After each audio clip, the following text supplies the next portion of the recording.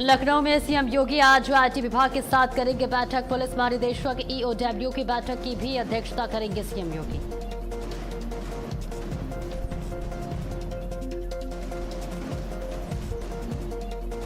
दिल्ली की मुख्यमंत्री रेखा गुप्ता सोनिया विहार को देंगी बड़ी सौगात। 150 करोड़ रुपए की परियोजनाओं का करेंगी शिलान्यास और लोकार्पण।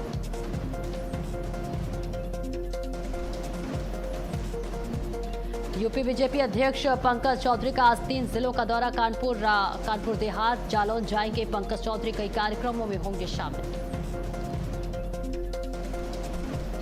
घरेलू एलपीजी गैस सिलेंडर की कीमतों में बढ़ोतरी। एलपीजी गैस सिलेंडर के 29 रुपए बढ़ाए गए दाम। आज से लागू हुई नई दरें।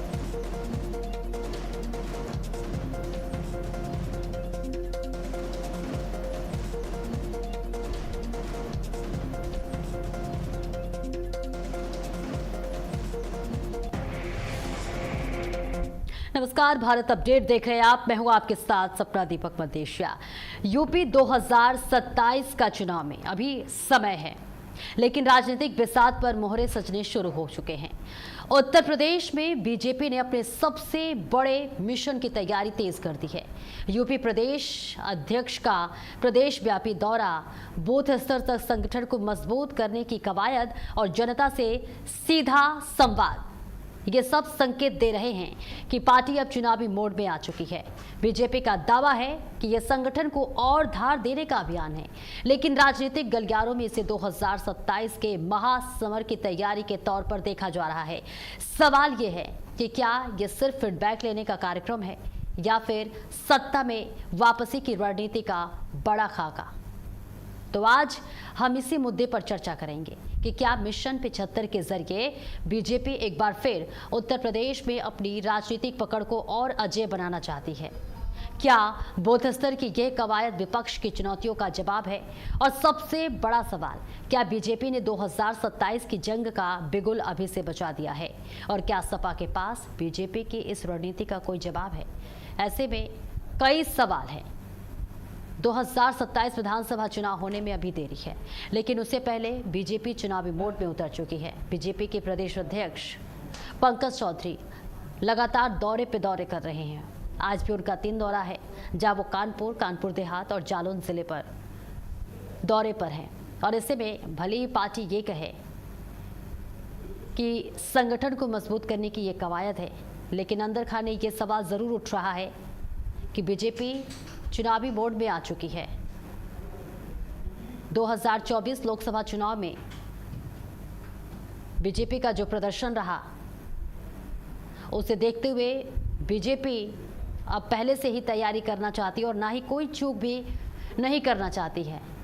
इसके साथ ही दूसरी ओर समाजवादी पार्टी मुखिया अखिलेश यादव, उनका कहना है कि जो टिकट का बंटवारा होगा वो फीडबैक के तौर पर होगा, सिफारिशों पर नहीं होगा। लेकिन ये भी नहीं छुप सकता है कि जब चुनाव नज़दीक आता है, कुछ ही दिन बाकी होता है, तो समाजवादी पार्टी में टिकट बदल दिए जाते हैं। और कई ऐसे सवाल हैं जिसका जवाब हम आज चर्चा के दौरान जानेंगे। लेकिन इस बीच आपको बताते चले, 2027 का अभियान और बीजेपी का क्या है मास्टर प्लान, लगातार इस वक्त सवाल उठता हुआ नजर आ रहा है। उत्तर प्रदेश की राजनीति में 2027 का चुनाव भले अभी दूर हो, लेकिन सियासी तापमान लगातार बढ़ता दिखाई दे रहा है। बीजेपी ने मिशन 75 के जरिए संगठन को बूथ स्तर तक मजबूत करने की कवायद तेज कर दी है। प्रदेश अध्यक्ष का दौरा, कार्यकर्ताओं के साथ बैठकें और जनता के बीच पहुंचने की रणनीति कई सवाल खड़े कर रही है। और क्या यह सिर्फ संगठन को धार देने का अभियान है या फिर 2027 के विधानसभा चुनाव का शुरुआती शंखनाद?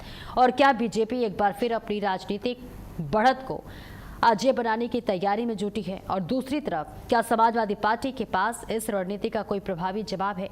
यूपी की सियासत में हर कदम के पीछे एक बड़ा संदेश छिपा होता है, और ऐसे में मिशन 75 महज संगठनात्मक कार्यक्रम नहीं, बल्कि या सत्ता में वापसी का रोड मैप है।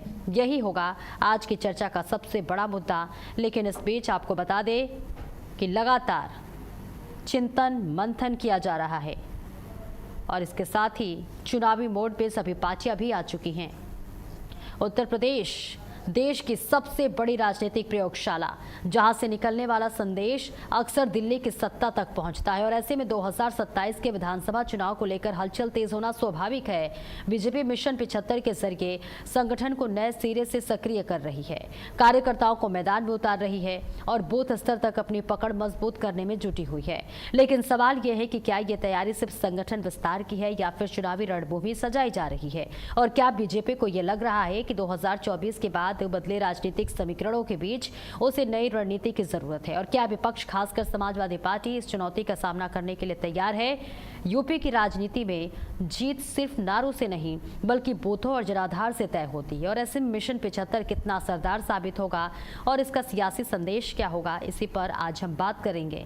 लेकिन ऐसे में सवाल कई तरह के यहाँ उठते हुए नजर आ रहे हैं कि क्या बीजेपी 2027 की जंग का बिगुल अभी से बजा दी है, क्या मिशन 75 के जरिए पार्टी बूथ से लेकर सत्ता तक का पूरा गणित साधना चाहती है, और क्या विपक्ष के पास इस सियासी चुनौती का कोई जवाब है। प्रदेश अध्यक्ष का दौरा हो, कार्यकर्ताओं के साथ संवाद हो या फिर संगठन को नई धार देने की कोशिश, बीजेपी के हर कदम को 2027 की तैयारियों के तौर पर देखा जा रहा है। वहीं विपक्ष का दावा है कि जनता के मुद्दों से ध्यान भटकाने के लिए ये पूरी कवायद की जा रही है। तो क्या मिशन 75 बीजेपी का मास्टर प्लान है? क्या सपा इस रणनीति को चुनौती दे पाएगी, और आखिर यूपी की जनता किसके साथ खड़ी नजर आएगी? तमाम सवालों के साथ आज हम इस बहस करेंगे, लेकिन लगातार सवाल इस वक्त कई जहन में उठते हुए नजर आ रहे हैं।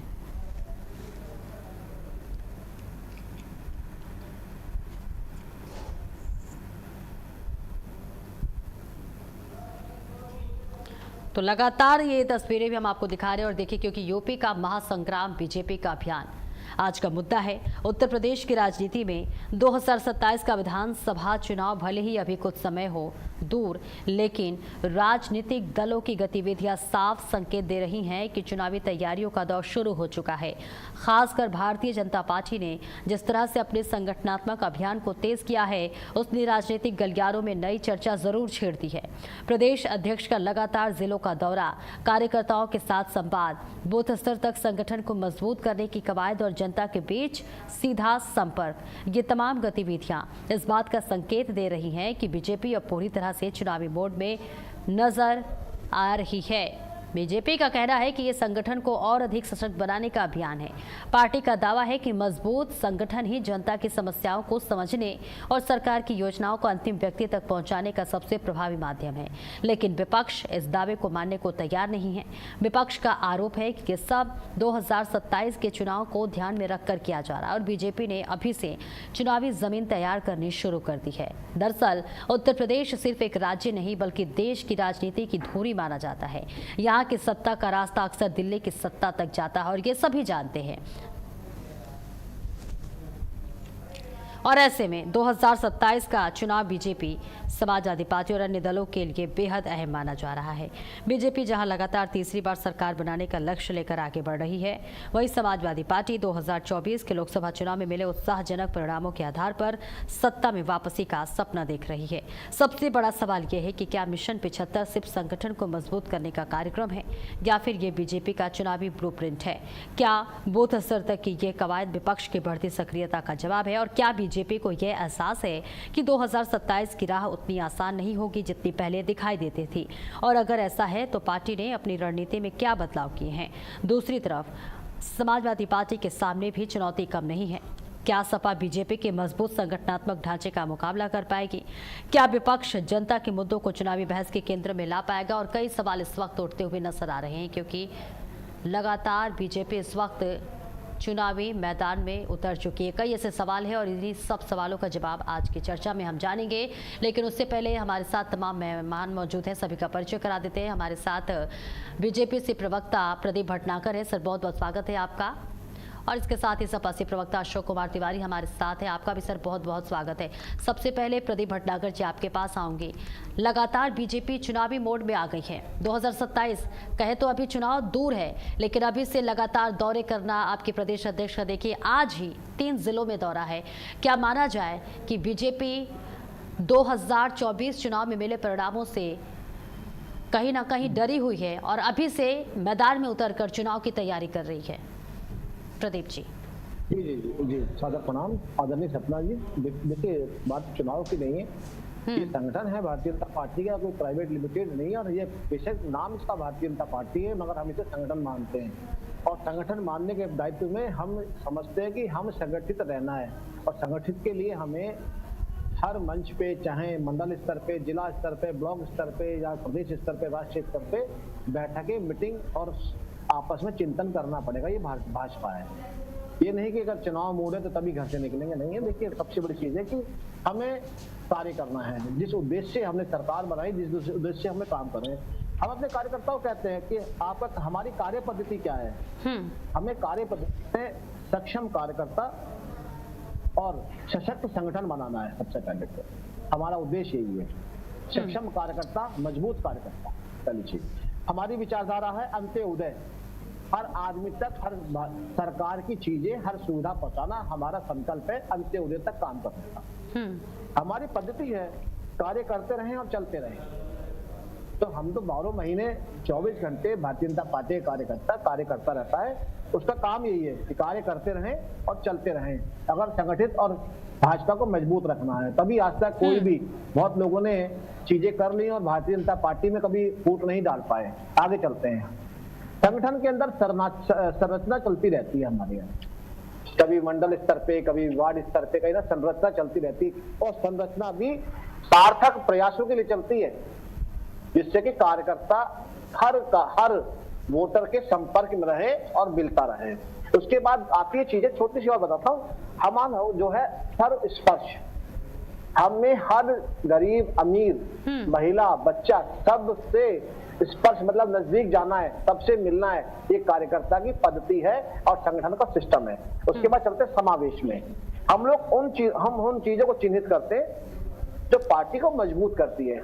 हम उन चीजों तक नजदीक जाते हैं, चाहे वो किसी जात का, धर्म का कोई हो, हमें उस तक पहुंचना है, उससे संपर्क करना है। ये संगठन का काम है और ये संगठन काम कर रहा है। बेशक आप इसको चुनावी मूड बोलिए, मगर संगठन में, सिस्टम में चलता है। जो लोग दोपहर 2 बजे सो के उठते हैं, वो जनता के कार्यकर्ताओं से मतलब नहीं होता हमको। और पहली चीज। दूसरी चीज, वही लोग जो आदमी को, किसी को राज्यसभा भेजना हो या MLC बनाना, तो वो खरीद फरोख्त चलती है ना, तो वो आपने सुना होगा, तो चलती है। और संगठनों में हमारे यहाँ नहीं चलती। हम हर मोर्चे प्रकोष्ठ की चिंता करते हैं। हमारे कोई मोर्चा प्रकोष्ठ, हम उसकी चिंता करते हैं, उसे आगे कैसे बढ़ाया जाए, उस वर्ग को आगे कैसे लाया जाए, उस राजनीति में उस वर्ग को कैसे सुनहरे अक्षरों में लिखा जाए कि हर वर्ग राजनीति में आगे आए और इस देश के लिए काम करे। ये भारतीय जनता पार्टी का काम है। जी ठीक है, ठीक है। आपके पास आऊंगी अशोक कुमार तिवारी। कई बड़े आरोप आपकी पार्टी पर। आप लोग 2 बजे सोकर उठते हैं, कैसे चुनावी माहौल में आप बनेंगे? और साथ ही 2024 का जो चुनाव का रिजल्ट सामने आया था, अगर उसको देखा जाए तो समाजवादी पार्टी को लगता है कि जो विधानसभा 2027 है, इसे पार करना आसान होगा।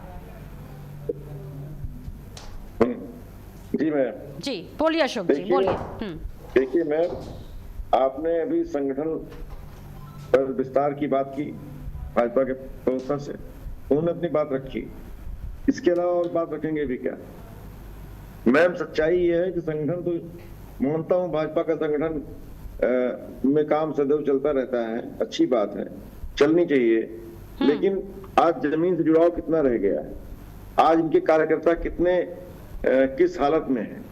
आज हम अगर भाजपा की ही बात कर लें अगर मैम, तो आज जिले स्तर पर जो भी अधिकारी हैं वो निरंकुश हैं। आज भाजपा का कार्यकर्ता भी अंदर संतुष्ट अशोक जी, मैंने आपको अपनी पद्धति बताई, आप अपनी पद्धति बताइए ना पहले। मेरे पे मत जाइए, मेरे बाद में जाइएगा। पहले अपनी पद्धति बताइए कार्यकर्ताओं के बारे में। प्रदीप सिब्बल को उन्होंने को राज्यसभा भेजे थे, कार्यकर्ता को बीच में। सादर बात कर रहा हूँ, आपको अच्छा नहीं लगेगा, एक एक करके सच्चाई कह रहा हूँ सर। आपको जरूर अच्छा नहीं, मेरी बातें क्यों अच्छी लगेंगी आपको? आपने कहा 2 बजे तो डिबेट ही हो रहा है सर, मैं आप सामने बैठा हुआ हूँ, अब मैं होता कि अभी उठा हूँ, तो ये अलग बात है। आप क्या कहते हैं, हाइपरबोल बोलते हैं, आप हाइपरबोल बोलते हैं। जनता समझती है, जनता जानती है कि कौन कितने बजे उठता है, कितने बजे नहीं उठता है, और उठता है तो किस चीज का प्रयोग करता है, किस चीज का सेवन करता है, कैसे अपने मस्तिष्क को आगे बढ़ाता है, सारी चीजें सब जानते हैं। जनता को पता है कि कौन किस हालात में है और कैसी भाषा का प्रयोग करता है। उस पर हम भी नहीं जा रहे हैं। सच्चाई सर ये है कि आज भाजपा का कार्यकर्ता ही संतुष्ट नहीं है, असंतोष उभरा हुआ है इस समय। इस समय अधिकारी उसकी बात नहीं सुन रहे हैं। छोटे छोटे कामों के लिए उसको इधर उधर दौड़ना पड़ता है, यहाँ तक कि वो अपने जनप्रतिनिधियों के पास जाता है, उनकी बात भी नहीं सुनते हैं अधिकारी कुछ एक मंत्रियों की बात सुनते हैं, कुछ एक लोगों की, खास लोगों की बात सुनते हैं, बात सुनते ही नहीं, क्योंकि आज करप्शन है, आज करप्शन की भेंट चढ़ा हुआ है ये प्रशासन में सामान्य प्रशासन नहीं है। इसमें जहां पर देखेंगे कि हाँ इनकी बात सुननी नहीं चाहिए, सुनने विभेद करते हैं, वर्गीकरण करते हैं। आज तो जातीय का बोलबाला है, सारी बातें जनता में फैल चुकी हैं। जनता जानती है कि आज भेदभावकारी नीति चल रही है उत्तर प्रदेश के अंदर, और उस भेदभावकारी नीति का शिकार भाजपा का कार्यकर्ता भी हो रहा है। ऐसा नहीं भाजपा कार्यकर्ता नहीं हो रहा है, लेकिन जहां तक हमारा सवाल किया आपने मैम, हमारा संगठन तेजी से काम कर रहा है। संगठन में सारे लोग, यानी कि संगठन में हमारे सभी वर्गों को समावेश है और सभी वर्गों के लोग काम कर रहे हैं। यानी कि जो है पीडीए तो है ही, पीडीए तो बदल करके हमारा काम कर रहा है, साथ में हमने सभी वर्गों को जोड़ा है पीडीए में। आज राष्ट्रीय अध्यक्ष जी ने स्पष्ट रूप से कह दिया है कि जो भी पीड़ित दुखी अपमानित है वो हमारा पीडीए है। आज पीडीए में सभी वर्गों का हित देखा जा रहा है, किसानों का हित, खास तौर से युवाओं का। युवा इस समय जो है सबसे ज्यादा मारा फिर रहा है। उसका जो है परीक्षाएं जिस तरह लीक हो रही हैं, जिस तरह से नीट की परीक्षा में हुआ है अभी, सीबीएसई की परीक्षा में हुआ है अभी, उस पर जो है आज मौन साधे हुए भाजपा जो है अभी तक धर्मेंद्र प्रधान का इस्तीफा तक नहीं ले पाई है, जबकि उनको बर्खास्त कर देना चाहिए। जो हालात युवाओं का कर दिया है, युवा मारा फिर रहा है देश भर में, उत्तर प्रदेश में सभी जगहों पर, आज उसकी सुनवाई तक नहीं हो रही है। वो कहाँ जाए अपनी बात रखे, आज कोई बात सुनने वाला नहीं है। आज बेशर्मी की हद हो गई भाजपा की। भाजपा युवाओं, कभी युवाओं का नाम लेती थी, युवाओं की बात करती थी, आज युवाओं की सुन नहीं रही है। आज भाजपा जो है किसानों की वो पूछ नहीं रही है, कहीं से भी यूरिया खाद तक नहीं मिल रहा है, और प्रधानमंत्री जी कह रहे हैं खाद मत लीजिए, आप डीजल मत लीजिए, आप इस तरह के की बातें कर रहे हैं। आज ये हमारा जो है आर्थिक ढांचा कमजोर हो रहा है। आज विदेशी मुद्रा का निवेश हमारे, ठीक है, इसका जवाब प्रदीप जी देंगे। आज तमाम नैतिक जिम्मेदारी लेते हुए, ठीक है, हाँ, नैतिक जिम्मेदारी लेते हुए धर्मेंद्र प्रधान जी का इस्तीफे की बात लगातार विपक्ष उठा रहा है। प्रदीप भटनागर जी जवाब दीजिए।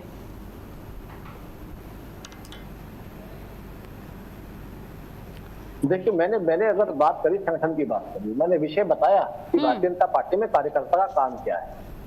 जिन लोगों का कार्यकर्ता ही नहीं है, जो अपने कार्यकर्ताओं को आगे नहीं बढ़ाते, हमेशा उन्हें गुलाम और नौकरों की तरह रखते हो, जो गुंडे बंदोबस्त और अराजकता तत्वों में आगे रखते हो, तो अपने संगठन के बारे में क्या बताएंगे? जिनका काम ही जमीन कब्जाना हो, माफियाओं के थाने चलाने हो, वो क्या अपने संगठन के बारे में बताएंगे?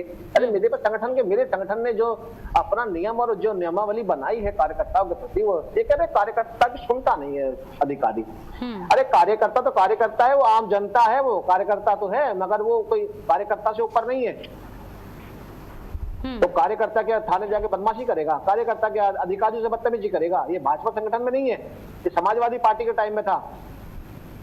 लेकिन विपक्ष का एक, हाँ, बोलिए प्रदीप जी। क्योंकि इनके बड़े नेता, इनके मुख्यमंत्री जो थे आजम खान साहब, वो तो कहते थे कि जूते से मारूंगा मैं एक आईएएस अधिकारी के लिए, डीएम को जीतने के बाद।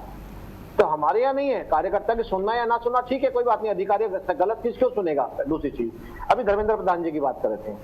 देखिए, धर्मेंद्र प्रधान जी ने अगर जो काम किया तो धर्मेंद्र प्रधान जी को ठीक करना पड़ेगा, ऐसे छोड़ के भागने नहीं देंगे धर्मेंद्र प्रधान जी को। ये भाजपा है, गलत हुआ तो हुआ क्यों है, इसको ठीक करेंगे धर्मेंद्र प्रधान जी। ये नहीं उनको इस्तीफा दे दे और उन्हें हटा दिया जाए। नहीं, विपक्ष का ये कहना है नैतिक जिम्मेदारी लेते हुए उन्हें इस्तीफा दे देना चाहिए। देखिए, जिम्मेदारी भारत सरकार ने ली है, धर्मेंद्र प्रधान जी को छोड़िए, पूरे भारत सरकार ने ली है, चाहे कोई मंत्रीगण हो, और हर मंत्रीगण ने इसको चिंता मनन करा और बैठक करी है, और उसके लिए रोड मैप बनाया है बाखूबी। ये भी एक चीजें समझनी चाहिए। रोज टीवी देखते हैं, रोज डिबेट में बैठते हैं, जो लोग रोज डिबेट करते हैं और रोज टीवी में बैठते हैं, तो कुछ नया लेके आना चाहिए बोलने के लिए। रोज तीनों टाइम चारों टाइम एक ही शब्द नहीं होने चाहिए। आप बता दीजिए सर, बीजेपी के पास क्या नया है, आप बता दीजिए। क्योंकि अगर उत्तर प्रदेश की राजनीति की बात होती है तो कहीं ना कहीं युवाओं के रोजगार की बात कर ले या तमाम जो बड़े मुद्दे हैं वो किनारे हो जाता है, जातीय समीकरण पर आके सारे गेंद उन्हीं उसी के पाले में पड़ जाते हैं। नया क्या है बीजेपी के पास, बता दीजिए।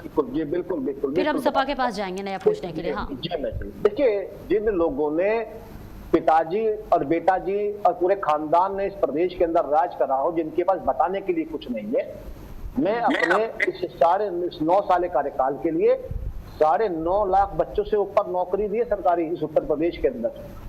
मैं डाटा बता रहा हूँ। और कम से कम 2,26,000 उत्तर प्रदेश पुलिस में भर्ती हुए हैं।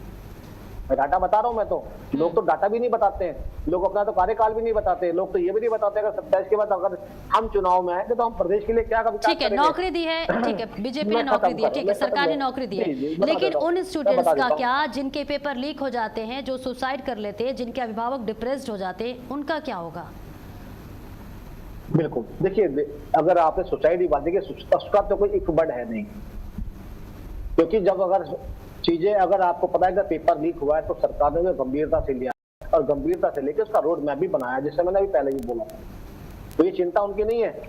मैं अगर भाजपा का प्रवक्ता या नेता यहाँ बैठा हूँ तो मेरी बेटी ने भी नीट का एग्जाम दिया है 12th पास। तो सर क्या आपको नहीं लगता कोई ऐसा सिस्टम बनाया जाए कि पेपर ही लीक ना हो, कुछ मजबूत ऐसी रणनीति बनाई जाए? जी बिल्कुल, देखिए हर रणनीति पे काम करा है, हर सिस्टम में काम करा। जब मैं भी एग्जाम दिलाने गया था और तब भी मैं गया था, मगर लोग भाई ये क्यों नहीं बताते कि भाई ये जो चोर भागे ये कैसे कर रहे हैं। आज साइबर क्राइम इतना हो रहा है, अमेरिका से बैठ के, इंडोनेशिया से, दुनिया भर से बैठ के, क्या उसमें सरकार लगाने का काम नहीं कर रही है क्या? कितने लोग बड़े पकड़े जा रहे हैं, कितने बड़े स्टेंगल पकड़े जा रहे हैं, कितने माफिया पकड़े जा रहे हैं, वो भी तो है ना। इन चीजों पे लगाना हुआ कांग्रेस के टाइम में कितना हुआ, और उस चीज को भी हमने अगर सिक्योर करने की कोशिश करी। आप लीकेज को कैसे रोकेंगे? जब घर के ही भेदी हो, जब घर के ही चोर हो, घर में ही दुश्मन बैठे हो, तो आप बाहर किससे लड़ेंगे? आप जो घर के जिन्होंने ये काम करा, क्या उनके बच्चे नहीं थे? क्या वो गुरु नहीं थे? क्या वो बच्चों को नहीं पढ़ाते थे? आज कहाँ है वो? आज जेल में चढ़ रहे हैं ना, कौन इज्जत करेगा उनकी? अब सरकार ने नीट के एग्जाम के लिए रोड मैप बनाया है ना, बिल्कुल ठीक है। अब आपने रोड मैप विषय जो बोलिए। फिर अगर कहे तो मैं बोल देता हूँ। जी मैडम, देखिए संगठन की मैंने बात करी, कुछ लोग यहाँ बैठे मेरे साथ जरूर बैठे, मगर उन पे कुछ चीजें बोलने के लिए नहीं है। भारतीय जनता पार्टी के अंदर राज्यसभा के अगर चुनाव हो रहे तो कार्यकर्ताओं को टिकट दी जा रही है राज्यसभा भेजने के लिए, किसी को बेच के नहीं, फायदे के लिए नहीं बेचा जा रहा। अगर हमने एमएलसी बनाया तो अपने कार्यकर्ता को बनाया, उस निचले कार्यकर्ता को ऊपर लेके आए हैं जो अपनी सेवा सालों से सदियों से दे रहा है, उसको लेके एमएलसी या राज्यसभा भेज रहे हैं। और प्रत्यक्ष को प्रमाण की जरूरत नहीं है। मुझे तो उदाहरण दे दें। अरे बेचारे एक वो क्या नाम, वो बैठते हैं रोज, क्या नाम, वो हरे रंग का कुर्ता पहन के, बेचारे सालों से 2-3 बार चुनाव हार गए, ना तो उन्हें एमएलसी बनाया बेचारे को, ना राज्यसभा भेजा है। अब तो आपके पास ना इनको भेजा, अशोक जी सालों से बैठ रहे हैं। जो कार्यकर्ताओं का नहीं है, परिवार का है। जो परिवार के 39 सदस्य दुनिया भर के सीटों पर बैठे, एक ही घर के 6 से 7 जने मेंबर ऑफ पार्लियामेंट बैठे हो, तो कार्यकर्ताओं क्या समझेंगे? क्योंकि तो कार्यकर्ता को छूट दे देनी, चुनाव आया, समाजवादी पार्टी कार्यकर्ता को छूट दे देनी है, जाओ जमीन कब्जाओ, जाओ माफिया बन जाओ, जाओ अपहरण करो, जाओ मार्केटों में उगाई करो, जाओ टोल टैक्स चलाओ। ठीक है, ठीक है, एक साथ कई बड़े आरोप। अशोक जी जवाब दीजिए। देखिए मैं बहुत धैर्य से सुन रहा हूँ प्रदीप भाई को। प्रदीप भाई जो भी समझ में आ रहा है वो बोल रहे हैं, इनका कोई कसूर नहीं। जब पार्टी इस तरह से हाल करेगी जब, तो किसी न किसी तरह जवाब देना ही पड़ता है प्रवक्ता को। मैम सच्चाई यह है कि धर्मेंद्र प्रधान जी को जिस तरह से हल्के में टाल रहे थे उस तरह से टाल नहीं सकते। आज जनता और युवा पूरी तरह जागरूक है, देश भर में इसका जन आक्रोश चल रहा है। इतनी आसानी से युवा छोड़ने वाले आपको नहीं है सर। आज सच्चाई यह है कि जब आप जांच कर रहे हैं, कह रहे हैं जांच हो रही है, जांच कौन कर रहा है? जांच जब तक मंत्रालय से वो आदमी हटेगा नहीं तब तक अपनी ही जांच कैसे करेगा? कैसे निष्पक्ष जांच करेगा? कैसे पारदर्शी जांच होगी? पहले सबसे सर्वप्रथम आज जो नरेंद्र मोदी जी जनता का आशीर्वाद प्राप्त किए, 14 में प्राप्त किए, 19 में प्राप्त किए, और लगातार जनता का आशीर्वाद उनको एन केन प्रकार 24 में भी जो है उन्होंने सत्ता हासिल कर ली। चाहे भले उत्तर प्रदेश में 240 पर रोक दिया गया, लेकिन एन केन प्रकार किस तरह से आज प्रधानमंत्री हैं। वो युवाओं की बात किया उन्होंने अर्थव्यवस्था की बात किया, महंगाई पर, तमाम मुद्दों पर बात किया। कोई मुद्दे पर खड़े नहीं उतरे अभी तक। जनता देख रही है आज युवाओं का जो हस्त हो रहा। अगर युवाओं से उनको जरा सा भी प्रेम है तो उनको रात में 8 बजे आकर के संबोधित करना चाहिए, युवाओं को एड्रेस करना चाहिए। आज उनको धर्मेंद्र प्रधान का इस्तीफा अगर नहीं दे रहे थे, वो नहीं दे रहे हैं, तो उनको बर्खास्त करना चाहिए। दिखे तो कम से कम कि आप युवाओं के लिए आपके दिल में जगह है। आपके दिल में तो जगह ही नहीं है।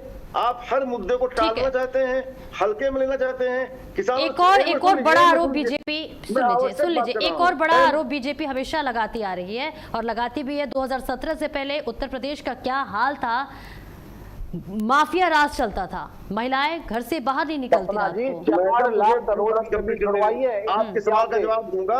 आप मुझे 4 लाख करोड़ की जमीन छुड़वाई है। आप इंटरप्ट न करें मैडम, आपका समय है, आपके पास 1 घंटे का डिबेट नहीं, आपके पास भी समय, आप आराम से जवाब दीजिए, एक एक सवालों का जवाब दीजिए, बोलिए। समाजवादी पार्टी क्योंकि हम ठीक है हमको आप इंटरप्ट करेंगी, हमको इंटरप्ट करेंगी आप नहीं, इंटरप्ट नहीं सर, देखिए सबके पास जाना होता है, सबके पास जाना होता है। बोलिए, ठीक है, मैं प्रदीप जी लौटूंगी आपके पास, बोलिए अशोक जी। सपना जी आदरणीय, बोलिए, सुन रही हूँ मैं।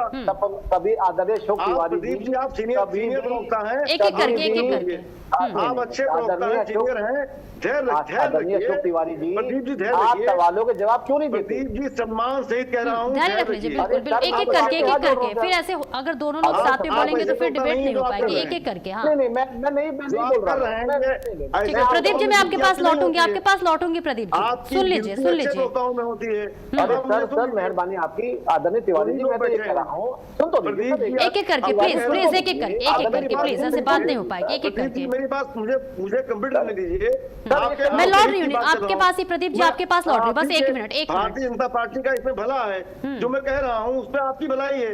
अगर आप समझ जाएंगे मेरी बात को तो आपका भला हो जाएगा। ठीक है, सुन लीजिए, आपकी भलाई की बात हो रही है, सुन लीजिए, बताइए अशोक जी, बताइए। कह रहा हूँ प्रधानमंत्री जी को अगर युवाओं की इतनी ही चिंता है तो मैं आग्रह करता हूँ धर्मेंद्र प्रधान जी को बर्खास्त कर दें। आप युवाओं के लिए एड्रेस करें, शाम को 8 बजे आकर के उनको कहें, आप उनकी दुख में शामिल हो जाए। आप आज बहुत बड़ा विपत्ति है युवाओं के ऊपर, लगातार परीक्षाएं लीक हो रही हैं, जिसके लिए आपने कहा कि वायुसेना का विमान आप इस्तेमाल करेंगे, वायुसेना को इसमें इन्वॉल्व करेंगे। आज ये हालत हो गई है देश की कि आज शिक्षा मंत्रालय इतना लाचार हो गया है कि वो एग्जाम कंडक्ट नहीं करता ठीक से। आज सेना को दखल देने की बात हो रही है। ये बहुत ही दुखद विषय है, विषय है, न्याय चिंता का विषय है। इस पर विचार होना चाहिए और इस पर बर्खास्तगी होनी चाहिए। धर्मेंद्र प्रधान को इस्तीफा नहीं दे रहे हैं तो उनको बर्खास्त होना चाहिए प्रधानमंत्री जी को। जहां तक समाजवादी पार्टी की आप बात कर रही थी मैम, अभी मैं उत्तर देने दीजिए भाई, जी सवाल किया है, उत्तर देने दीजिए। आप समाजवादी पार्टी की बात कर रही थी, ये नैरेटिव सेट कर रहे हैं जिस तरह से कि ऐसी पार्टी थी। सच्चाई ये है कि आज माफियाओं गुंडों की सबसे बड़ी पार्टी अगर कोई है देश में तो भारतीय जनता पार्टी है। उत्तर प्रदेश में तो सबसे बढ़ चढ़ करके है। यूपी में माफिया नाच कर रहे हैं, नंगा डांस कर रहे हैं माफिया आज यूपी में, और सरकार लाचार है क्योंकि वो उनके सुजातीय हैं। कोई कब सिर्फ माफिया के ऊपर आज बुलडोजर नहीं चल रहा, आज कोई नहीं गया। एक तरह से जातीय वर्गीकरण करके आप कार्रवाई कर रहे हैं, विभेद कर रहे हैं, भेदभाव कर रहे हैं। जो आपके सुजातीय है वो गुंडा नहीं है, माफिया नहीं है।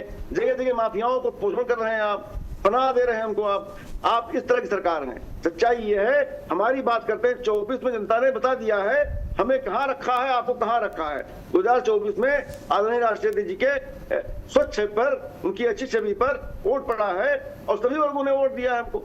दलितों ने बच के वोट दिया है, पिछड़ों ने बहुत ज्यादा वोट दिया है हमको। आज वो लाचारी जो है आपकी जो है कि आप पिछड़ों का आरक्षण मार रहे हैं, दलितों का आरक्षण मान रहे हैं। आप सवाए गुंडा राज करने के, जंगल राज करने के कुछ कर ही नहीं रहे हैं। आपने पिछड़ों का हक मारा, शिक्षक पद घोटाला किया, दलितों का हक मारा, परीक्षाएं लीक कराई, परीक्षाओं के लीक कराने के साथ साथ आपने प्राइवेटाइजेशन कर दिया। आज सरकारी नौकरियां जब नहीं होंगी, मैडम आज पूछता हूँ, आरक्षण का हक सरकारी नौकरी में ही मिलता है, प्राइवेट नौकरी में नहीं मिलता है मैडम। ठीक है सर, ठीक है। अब प्रदीप जी आपके पास आऊंगी, ठीक है। अशोक जी लौटती हूँ आपके पास, ठीक है। प्रदीप जी आपके पास आऊंगी। अगर सीटों की बात कर ले, देखिए 2019 में बीजेपी 62 सीटों के साथ आगे बढ़ी, वही 2024 आते आते 19 हो गई। आपकी वो कहते हैं ना इंजीनियरिंग, वो कहाँ चली गई? 62 से सीधे 19 सीटों पर। एक मिनट दे दीजिए, मैं हर आपसे सवाल बोलिए। देखिए मैंने कितने सवाल डाले, मगर अशोक जी एक एक करके सारे सवालों का जवाब दे दीजिए, आपके पास टाइम है। बोलिए प्रदीप जी। बिल्कुल, अशोक जी दुनिया भर में घूम आए, मगर अशोक जी के पास एक जगह का एक जवाब नहीं मिला। मैंने इल्जाम लगाया समाजवादी पार्टी पे 4 लाख करोड़ की जमीन छुड़वाई, कोई जवाब नहीं है। मैंने कहा अपने कार्यकर्ताओं को ना तो एमएलसी बनाया, ना आपने राज्यसभा भेजा, एक जवाब नहीं है, एक ही परिवार को भेजा। मैंने आपसे कहा कि आपने चीनी मिलें 22 चीनी मिलें बेच दी आपने, जो भारतीय जनता पार्टी की सरकार ने पुनः चालू करी है, जिसके अंदर ऑक्सीजन प्लांट तक लगे हुए, कोई जवाब नहीं है इनको। मैंने पूछा इनसे कोई मापदंड तो दीजिए, अगर आप 27 में चुनाव जीत के आते तो आप क्या करेंगे प्रदेश के लिए, कुछ क्या रणनीति नहीं क्या बनाई है आपने पीडीए डीडीए दुनिया भर के नाम ले दिए, कोई जवाब नहीं। देखिए मैंने कितने सारे सवाल इनके हित के लिए पूछे, मैंने कोई जवाब दिया। अभी गुंडा राज की बात कर रहे थे, अगर गुंडा राज की बात होगी तो 27 में हम वही वापिस चले जाएंगे, जनता हमें वोट ही नहीं देगी। मगर सवालों का जवाब देना सीखिए ना, आप लोग जवाब नहीं देते। मैंने सवाल नोट कीजिएगा अशोक जी, नोट कर लीजिएगा, सारे सवालों का जवाब देना है आपको। नहीं अशोक जी नहीं बोल पाएगा, अशोक जी के बस की नहीं है बोलना। अशोक जी 10वीं बार बैठते मेरे साथ, अशोक जी नई विषय पे बोल पाते कभी भी, क्योंकि अशोक जी कभी सवालों के जवाब होते नहीं ना इनको, तो कांग्रेस के पास। चलिए मैं एक और बता देता हूँ। देखिए अगर मैंने अभी कहा ना अंत्योदय तक काम करना है हमारे को, हमें इस देश की हर जनता हर प्रजा तक पहुंचना है, ये कार्यकर्ता का संकल्प है। इसलिए हम लोग प्रदेश राष्ट्रीय से लेकर और पन्ना प्रमुख तक का वो करते हैं, स्थापना करते हैं हम, और कार्यकर्ता खड़े करते हैं। ये हमारी कार्यशैली है। क्यों? पन्ना प्रमुख होगा तो हर घर पहुंचेगा, उसका दर्द भी सुनेगा, सब कुछ सुनेगा। हम पे सिस्टम है तभी तो बताएं चीजें, जिन पे कुछ है नहीं तो बेचारे बताएंगे क्या। आज डिबेट तो 40 मिनट होने जा रहे हैं, उन्होंने कोई अच्छी बात बताई कि अपने कार्यकर्ताओं के हित में बताएं, कुछ अपने संगठन के हित में बोले कि हमने ये योजना है, हमारा कार्यकर्ता इतना अच्छा बुरा है। मेरा कार्यकर्ता बहुत मेहनती है, मेरे कार्यकर्ता इतना सक्षम है कि पश्चिम बंगाल में सरकार पूरे भारत के अंदर भगवा लहरा दिया उसने। मेरे कार्यकर्ता तो अच्छा है, बहुत संघर्षशील है, मेहनती है, बलिदानी है। और मेरा कार्यकर्ता आम कार्यकर्ता राज्यसभा में भी है, मेरा आम कार्यकर्ता एमएलसी भी है, मेरा आम कार्यकर्ता प्रधानमंत्री भी है, मेरा आम कार्यकर्ता गृह मंत्री भी है, रक्षा मंत्री भी है। मगर जिनका एक परिवार का आदमी, मैं तो पूछना चाहता हूँ, जिस समय 1000 लोग मुजफ्फरनगर में मरवा दिए थे सफाई डांस में, तो मुख्यमंत्री ने इस्तीफा क्यों नहीं दे दिया था? इस्तीफा मांगने वाली तो बता दे तेरा दामन कितना साफ है। तो सपना जी मेन चीज तो ये काम की कार्यशैली नहीं है। आज इस टॉपिक पे आज जो डिबेट रखी है चैनल ने, उस पे बोलने के लिए गणना नहीं है। और मैं तो बहुत स्पष्ट बताया कि हमारा संकल्प क्या है। हमारा संकल्प तो है और पारदर्शिता है, और हम तो सबका साथ, सबका विश्वास, सबका सहयोग, इसी उद्देश्य से हम तो संगठन चुनाव कर रहे हैं। उत्तर प्रदेश के अंदर पुनः दोबारा सरकार बनाएंगे। जो छल कपट करके राहुल, जो छल कपट और झूठ करके जनता के साथ 19.5% मुसलमानों को डरा के वोट लेने वाले लोग जो दिल्ली पहुंच गए, रण छोड़ भाग गए, उसके सवालों का जवाब नहीं देते। ठीक है, इसका जवाब दे दीजिए अशोक जी। उत्तर प्रदेश में विधानसभा चुनाव लड़ेंगे तो दिल्ली भाग गए। अखिलेश जी किस मुंह से चुनाव मांगे, टिकट मांग देंगे किसी को, किस मुंह से चुनाव लड़ेंगे? जो एक ही घर से 7-8 विधायक बैठा दिए, चेयरमैन बना के बीडीसी। ठीक है, मेरा सवाल ठीक है अशोक जी, किस प्रकार से न्याय करेंगे? ठीक है, अखिलेश यादव साफ कह रहे हैं कि इस बार जो टिकट का बंटवारा होगा वो फीडबैक के आधार पर होगा, जमीनी तौर पर होगा। लेकिन ये भी दरकिनार नहीं किया जा सकता कि जब चुनाव नजदीक आता है तो टिकट कटना लाजमी होता है। कई ऐसे बड़े बड़े नेताओं के टिकट काटे गए थे पिछले चुनाव में। अशोक जी। जी मैम, देखिए मैम, मैं स्पष्ट रूप से बता रहा हूँ, चैनल के माध्यम से दर्शकों को भी बता रहा हूँ, और पैनलिस्ट हैं आपके जो है भाजपा के, उनको भी बोल रहा है, इस तरह बोल रहा है। हमारी पार्टी समाजवादी पार्टी का गठन ही सामाजिक न्याय और कमजोर वर्ग को के उत्थान के लिए हुआ है। स्पष्ट बात है, ये पार्टी का जड़ में ही सामाजिक न्याय है। हम सामाजिक समानता की बात करते हैं, सबको एक साथ लेके चलने की बात करते हैं, धार्मिक वर्गीकरण नहीं करते, जातीय वर्गीकरण भी नहीं करते, सबको समान रूप से लेकर चलने की बात करते हैं। जातीय रूप से जो पिछड़े हुए हैं, जो दलित हैं, जिनके साथ सामाजिक भेदभाव किया गया है कालांतर में, उनको आगे लाने की बात करते हैं, उनके आरक्षण का हक मांगने की बात करते हैं। ये सारी बातें हम करते हैं, और उसी आधार पर हमारा टिकट वितरण भी, जैसा जो कार्यकर्ता जितना काम करता है, जिस तरह से जितना मेहनत करता है, जिस तरह से उसका समाज में स्थान होता है, जिस तरह से डिमांड क्षेत्र में मांग होती है, उसी आधार पर टिकट का वितरण किया जाता है। जाहिर है यही जाएगा। तो अशोक जी सवाल का जवाब देने की आपने कपिल सिब्बल में जीत सकता है, अपनी सीट पर काम किया होता है, उसको टिकट दिया जाता है, और उस आधार पर वो जीतता हारता है। सिब्बल कौन से कार्यकर्ता हैं आपके? सिब्बल कौन से कार्यकर्ता हैं आपके? नहीं, सवालों का जवाब दे दीजिए अशोक जी, दे दीजिए। आपने जिनको राज्यसभा भेजा है, जरा बता दीजिए मुझे। लगातार बोल रहे हैं, प्रदीप जी, तो क्या करूं मैं? एक एक करके सवाल पूछिए प्रदीप जी, आपकी कई शिकायतें हैं। कौन से कार्य करता है कपिल सिब्बल?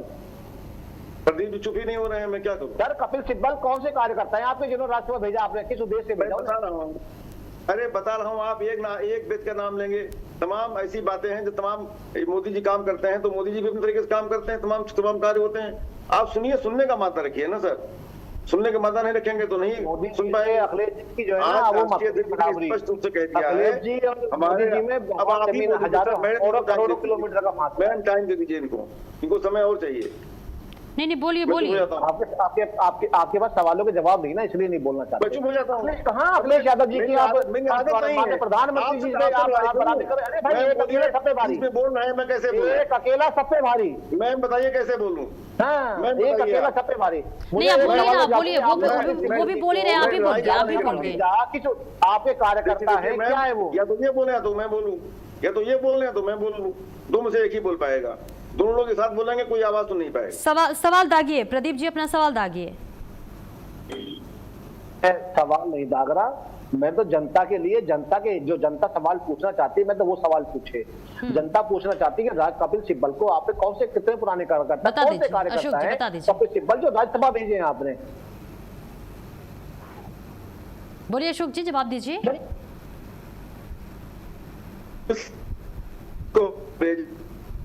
जनता जानती, सभी जानते हैं, हमारी ताकत थी, हमने भेज दिया, दैट्स ऑल।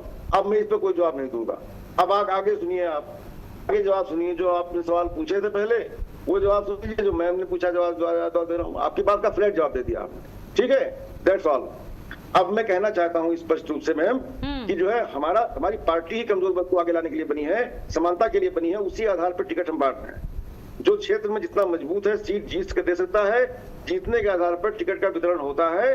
जो राष्ट्रीय अध्यक्ष जी ने कह दिया, स्पष्ट कह दिया है कि जो जहां पर जीत होगी उसी तरफ सीट दी जाएगी, उसी को सीट दी जाएगी जो जीत सकता है उस चुनाव को। ये भी पर्याप्त है। अब जो मुद्दे हैं, असल मुद्दे हैं, उन पर बात करने दीजिए मैम।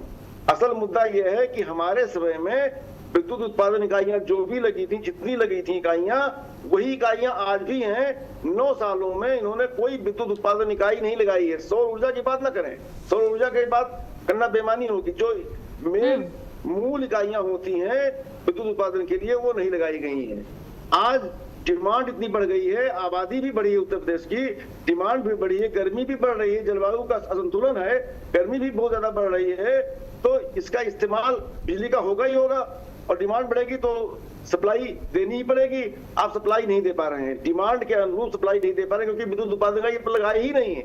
आपने बिजली उत्पादन कर ही नहीं रहे हैं ठीक से। आज आपने दाम बढ़ा दिया, 10% सरचार्ज लगा दिया इन्होंने। चलिए विद्युत की बात अगर हो ही रही है तो एक सवाल मेरा भी सुन लीजिए, ठीक है, विद्युत की बात हो ही रही है तो एक सवाल मेरा भी सुन लीजिए। अशोक जी सुन लीजिए, जब आपकी सरकार थी, जब समाजवादी पार्टी की सरकार थी, उस समय बिजली कटौती की अगर बात कर ले, गांव में तो बिजली नहीं आती थी। कुछ ऐसे जिले थे जो वीआईपी जिले थे और मुखिया, सुन लीजिए समाजवादी पार्टी के मुखिया का साफ आदेश था कि वीआईपी जिलों में बिजली नहीं कटनी चाहिए। मैम कितना रोना रोएंगी? विद्युत उत्पादन इकाइयां हमने लगाई, इस पर बोल दीजिए क्यों नहीं लगाई, पूछिए इनसे क्यों नहीं लगाई।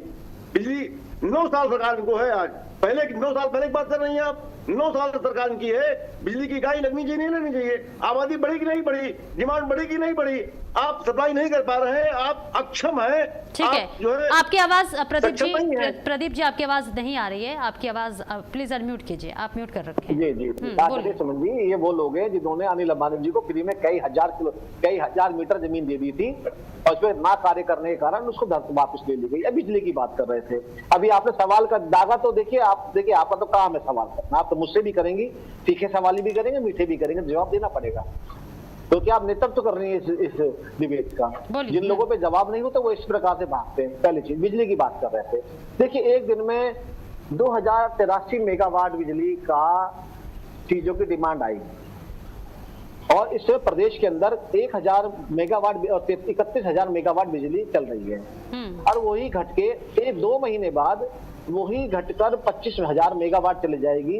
ये जो प्लांट की बात कर रहे हैं, पता है आपको उत्तर प्रदेश के अंदर लाखों परिवारों ने सौर घर छत पे बिजली बनाने के यंत्र लगवा लिए, जिसे सोलर पैनल कहते हैं। शायद हो सकता है आपको पता ही नहीं हो। और इस दुनिया में नंबर 1 है आपका भारत। आपका इंडिया, हिंदुस्तान इस सौर ऊर्जा के अंदर आपको नाज होना चाहिए कि पूरी दुनिया के अंदर ये पहली चीज, पूरी दुनिया आपको फॉलो करती है। जब आप योग दिवस मनाएंगे तो पूरी दुनिया आपकी तरफ देखती है, आप उसका नेतृत्व करते हैं, आप उस भारत के नागरिक हैं जो आपके प्रधानमंत्री जी ने दिया है। आप उस दुनिया के, आप उस भारत के आप नागरिक हैं जिस नागरिक की सोवियत संघ के जो प्रधान राष्ट्रपति हैं व्लादिमीर पुतिन तारीफ करते हैं प्रधानमंत्री को और भारत के लोगों की। आप उस भारत के वासी हैं। लेकिन प्रदीप जी, अभी भी कई ऐसे जिले हैं जहां बिजली कटौती की समस्याएं आ रही हैं।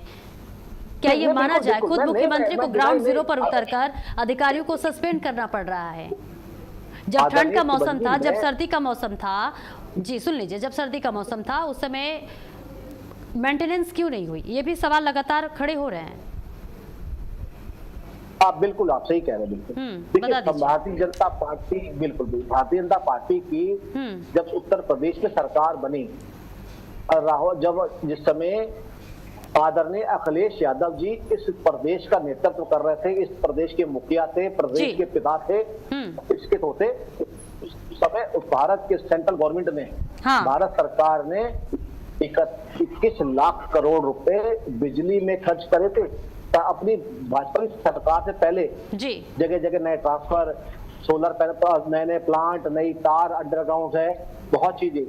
उत्तर प्रदेश के कई महानगर अंडरग्राउंड केबल में चले गए, केबल हो गई हैं। लोगों को नहीं दिखाई देगा, बिल्कुल बिजली की समस्या है। मगर ये तो नहीं है कि आज बिजली पे तार पे कपड़े तो नहीं सूख रहे हैं।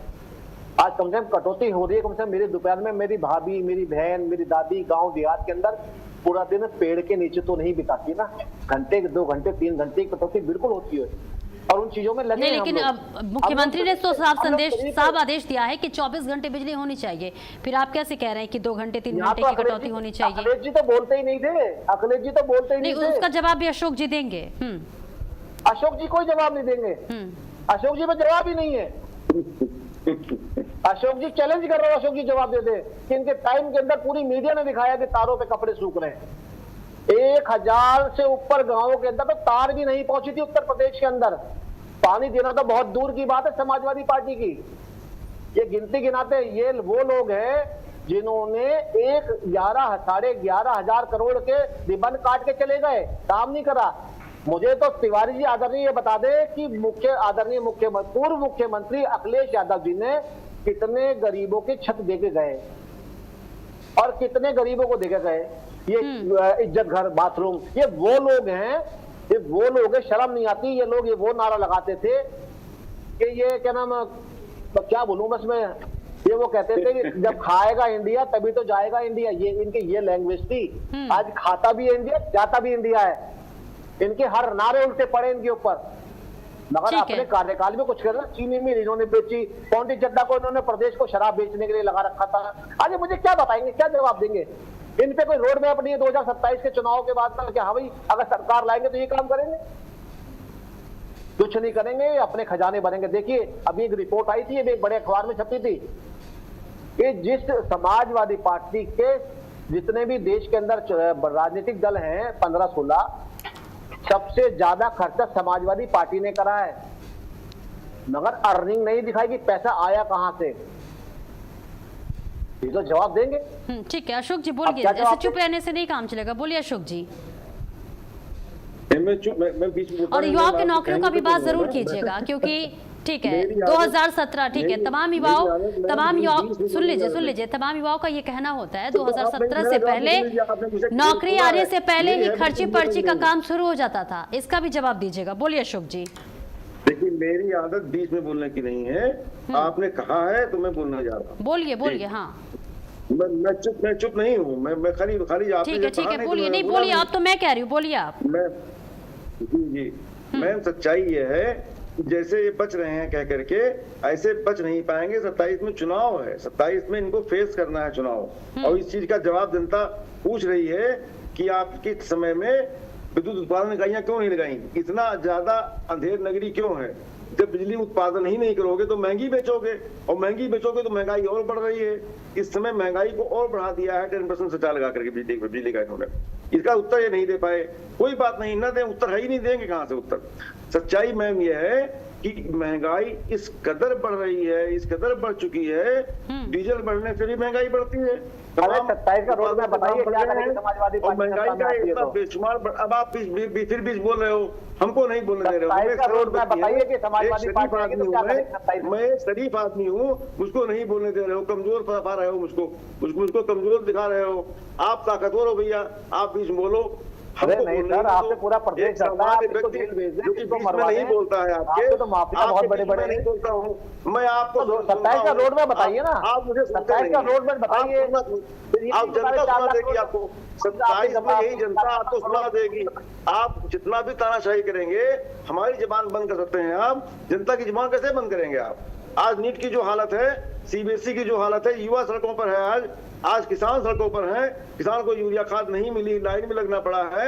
आज जिस तरह से महिलाओं की दुर्दशा है, बलात्कार हो रहे हैं, आए दिन हत्याएं हो रही हैं और उस पर एक्शन ठीक से नहीं हो रहा है। आज जो हालत उत्तर प्रदेश की है, ये सब कहा जाएगा। आज बिजली की मार जनता झेल रही है, आज किस तरह से जो है अफरा तफरी मची हुई है और महंगाई का कोई लिमिट ही नहीं रहा है। आरक्षण का हक मारा जा रहा है, यही आरक्षण 24 में आप कहते हैं काट के हारे नहीं करती। पसीना आ रहा है आपको? 27 आ गया, 27 में भी 27 में आरक्षण बड़ा मुद्दा है, 27 में बड़ा मुद्दा है। यही आप लखनऊ से बोल रहे हैं क्या? एसी में बैठे हैं? किया है, शिक्षक मुद्दा किया है आपने जिस तरह से जो है दलितों का हक मारा है, ये दलितों का हक मारना आपको सामने आ जाएगा 27 में किसान लामबंद है, दलित भी लामबंद है, पिछड़े भी लामबंद है।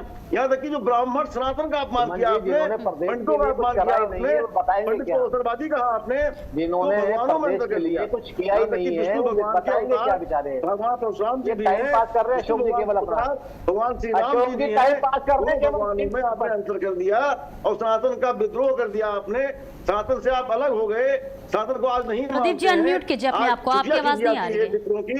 बटकों की पंडित को अवसरवादी कहा जाता है। पाठक जी को बीच में आकर बोलना पड़ा कि आपने महापाप किया सरकार में, पाठक जी को बोलना पड़ा करके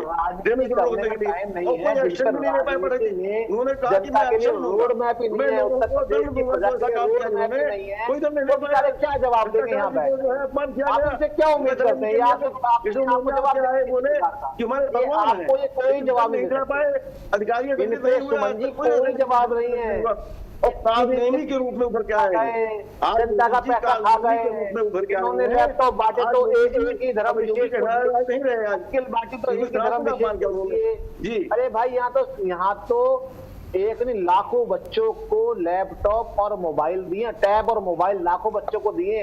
आपकी तरह केवल एक समुदाय को नहीं दिए, या तो लाखों बच्चों को, 10 लाख से ऊपर बच्चों को जो है टैब और मोबाइल दिए। मैंने तो आपसे पूछा कि आपके कितने को छत दी, आपका जवाब नहीं है। शिक्षा व्यवस्था को ध्वस्त कर दिया आपने। आज प्राइमरी एजुकेशन का क्या हाल है? आज उत्तर प्रदेश में तमाम विद्यालय के तमाम टीचरों की नियुक्ति नहीं हो रही है, शिक्षक मेडिकल की क्या हालत है? आज तमाम डॉक्टरों की नियुक्ति नहीं की जा रही है, तमाम पद खाली हैं, खाली मेडिकल बना दिया आपने, बना दिया, खड़ा कर दिया आपने, बिल्डिंग खड़ी कर दिया आपने, उसमें डॉक्टर ही नहीं होंगे, कहाँ से चिकित्सा होगी? चिकित्सा महंगी हो गई है। आज हमारे समय में चिकित्सा बहुत सस्ती थी, आज हालात ये है। 100 नंबर किसने दिया? हमने 100 नंबर दिया। आज कानून व्यवस्था को ठीक करने के लिए पुलिस मुख्यालय किसने बनाया? राष्ट्रीय अध्यक्ष अखिलेश यादव जी ने बनाया। आज इकाना स्टेडियम किसने बनाया? हमने बनाया। आज उत्तर प्रदेश का विकास हुआ है, लखनऊ का विकास हुआ है, अगर हमारे समय में हुआ है, जनता याद कर रही है उसको। और 24 में इसीलिए हमको वोट दिया जनता ने इसीलिए हमारे विकास को देख करके वोट दिया है, जो 12 स्तर तक विकास किया गया है। जी मैम, ठीक है अशोक जी प्रदीप जी का एक सवाल है, एक सवाल महत्वपूर्ण है प्रदीप जी का, उसका जवाब दे दीजिए अशोक जी। रोड मैप क्या है? समाजवादी का रोड मैप क्या है? किस रोड मैप को, किस एजेंडे को लेकर वो इस बार 2027 चुनाव में उतर रही है? प्रदीप जी आपके पास आओगे, समय की कमी है, लास्ट कमेंट दे दीजिए। अशोक जी बोलिए। मैं एक बार और सवाल पूछ लीजिए, मैं सुन नहीं पाया ठीक से। अशोक जी सवाल ये है, बीजेपी का भी सवाल है और मेरा भी सवाल है, समाजवादी पार्टी कौन सा एजेंडा और क्या रोड मैप है जो 2027 चुनाव के लिए वो लेकर जमीन पर उतर रही है?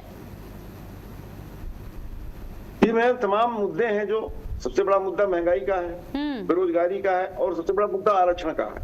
आरक्षण जब मिलता है, जब सरकारी नौकरियां पटल पर होती हैं। हमने ये वादा किया है 27 में जब हम आएंगे, आदरणीय राष्ट्रपति जी ने कहा है 27 में सरकार बनते ही हम सरकारी नौकरियों को निकालेंगे, उनको जो है भरेंगे। और आरक्षण का पूरा हक मिलेगा दलितों को, पिछड़ों को। हमने कहा है लॉर्ड प्रदीप जी आऊंगी 40,000 रुपया नहीं। हर महिला को 40,000 रुपया मिलेगा हमारी सरकार बनते ही। हमने स्पष्ट रूप से कहा है कि हम महंगाई कम करेंगे, हम बेरोजगारी दूर करने का प्रयास करेंगे, अधिक से अधिक नौकरियां निकालेंगे, उनको भरेंगे। हमारा रोड मैप स्पष्ट है। जो हमारे समय में विकास में उद्योग लगने होंगे, उद्योगों को हम खाली कागजों में नहीं लगाएंगे, हम रियल में उद्योग लगाएंगे और धरती पर उतारेंगे उनको। हमने अमन चैन लाएंगे, समानता लाएंगे, समानता का व्यवहार होगा। भेदभाव जो प्रशासन में चल रहा है इसमें, वो उसको समाप्त किया जाएगा। एक सामान्य भी जाएगा अगर, तो उसका भी काम किया जाएगा। आज सुजातीय की बात चल रही है, उसमें हमारे समय में सामाजिक न्याय की बात हम करेंगे और सामाजिक न्याय के आधार पर निर्णय होंगे और सबको खुशहाली आएगी, किसान खुशहाल होगा। किसानों की आय दोगुनी करने की जो बात करते थे, उसे हम करने का प्रयास करेंगे। हम दोगुनी की बात नहीं करते, लेकिन किसानों को खुशहाल करेंगे। उनके एमएसपी पर कार्रवाई करने का प्रयास करेंगे, एमएसपी की गारंटी दी जाए, उनको कानूनी जामा पहनाया जाए। इस दिशा में कदम उठाएंगे जितना उत्तर प्रदेश सरकार के लिमिट में होगा, जो भी यूपी सरकार के लिमिट में होगा वो हम करेंगे, करके देंगे उसको। जी मैम, ठीक है। अब प्रदीप जी आपके पास लास्ट कमेंट दे दीजिए जल्दी से। जी आजादी, देखिए आजादी सुमन जी, मैंने पहले ही कही थी इन पे कोई जवाब नहीं है। जो लोगों ने बिजली नहीं दी, जिन्होंने यहाँ जब उत्तर प्रदेश सरकार से भागे, बेचारे रण छोड़, तो गन्ना के नाम किसानों को गन्ने के पैसे देके भी नहीं गए, कई हजार करोड़ रुपए थे, तो उत्तर प्रदेश सरकार नहीं दी, भाजपा की सरकार नहीं दी इन्होंने बैठ के। और रही रोड मैप की बात, हमने कहा ना हम अंत्योदय तक काम करने के लिए बने, और अंत्योदय तक पहुंचने के लिए ही हमारे कार्यकर्ता जुटा हुआ है। हमने तो रोड मैप बना हुआ है कि हमने उत्तर प्रदेश को पूरे भारत, पूरे विश्व में नंबर 1 बनाना है, और हमने बना भी दिया है। और आपने देखा विश्व में नंबर 1 बनाने के लिए इतना बड़ा महाकुंभ करा, 60 करोड़ से ऊपर लोग पहुंचे उसके अंदर। इस उत्तर प्रदेश को लोग याद करेंगे और सदियों तक याद करेंगे इस प्रदेश को, जहां पे गुंडा और माफिया का राज होता था। पहली चीज, ये प्रदेश के अंदर वही है।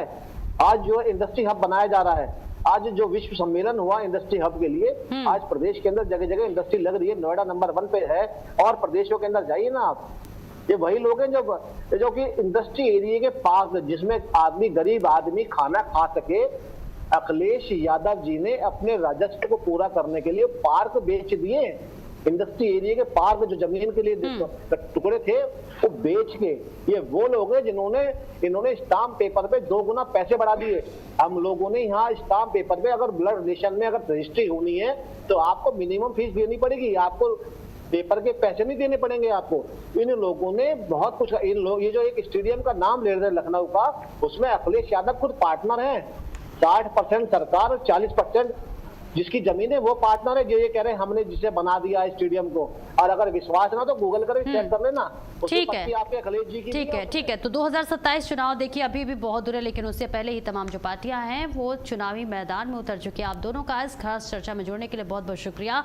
तो उत्तर प्रदेश 2027 का चुनाव अभी समय बाकी है, लेकिन इससे पहले बीजेपी लगातार चुनावी मॉडल में आ गई है। और इसी के साथ साथ आपको ये भी बताते चले कि प्रदेश अध्यक्ष लगातार दौरा कर रहे हैं, तो वही दूसरी तरफ समाजवादी पार्टी मुखिया ने भी साफ साफ कह दिया है कि इस बार जो टिकट का बंटवारा होगा वो जो कार्यकर्ता है उनके मेहनत पर होगा, फीडबैक लिया जाएगा। लेकिन देखना दिलचस्प होगा कि इस बार जो चुनावी मुद्दा होता है वो बूथ की ताकत पर जीतती है या फिर विपक्ष अपने मुद्दे पर। फिलहाल इस चर्चा में आप सभी का जुड़ने के लिए बहुत बहुत शुक्रिया। इस चर्चा में इतना ही। देखते रहिए भारत अपडेट।